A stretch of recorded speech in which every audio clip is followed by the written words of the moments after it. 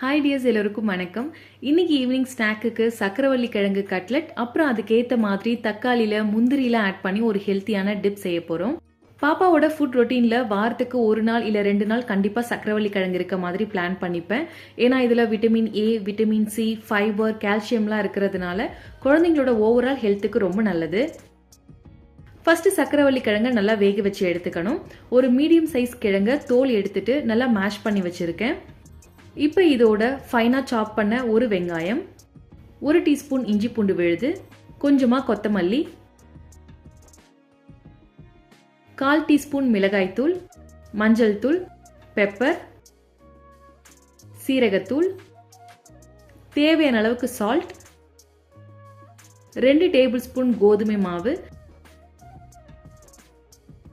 கருப்பு எள்ளு கொஞ்சமாக சேர்த்து தண்ணி எதுவும் சேர்க்காம நல்லா மிக்ஸ் பண்ணிக்கணும்.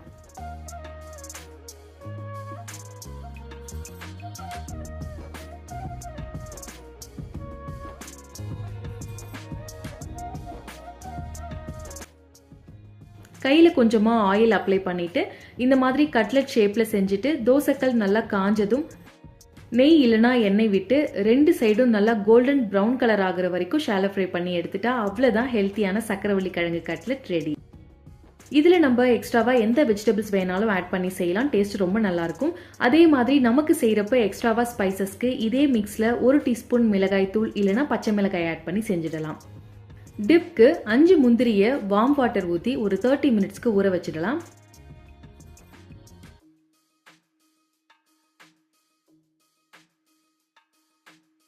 கடாயில் 1 டீஸ்பூன் நெய் விட்டு 2 தக்காளி, 1 பல்லு பூண்டு, 1/4 டீஸ்பூன் மிளகு சேர்த்து நல்லா வதக்கணும்.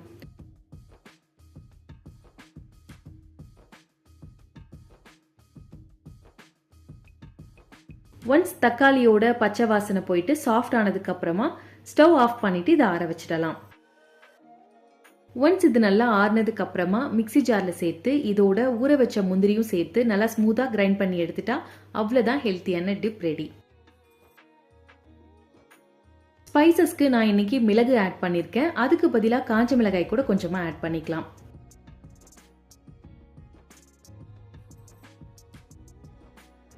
இந்த ஸ்நாக் காம்போவில் நிறைய ஹெல்த் பெனிஃபிட்ஸ் இருக்குது. முக்கியமாக இதில் நார் சத்தும் இருக்கிறதுனால ஈஸியாக டைஜஸ்டும் ஆகிடும். விட்டமின் ஏ, விட்டமின் சிலாம் இருக்கிறதுனால குழந்தைங்களோட ஹெல்த்தி விஷன், ஹெல்த்தி ஸ்கின், இம்யூனிட்டியை பூஸ்ட் பண்ணுறதுக்கு, ஹெல்த்தியாக வெயிட் கெயின் ஆகிறதுக்கு ரொம்பவே ஹெல்ப் பண்ணும். கண்டிப்பாக இந்த ரெசிபிஸ்லாம் ட்ரை பண்ணி பாருங்கள். That's it. தேங்க்ஸ் ஃபார் வாட்சிங். Bye bye.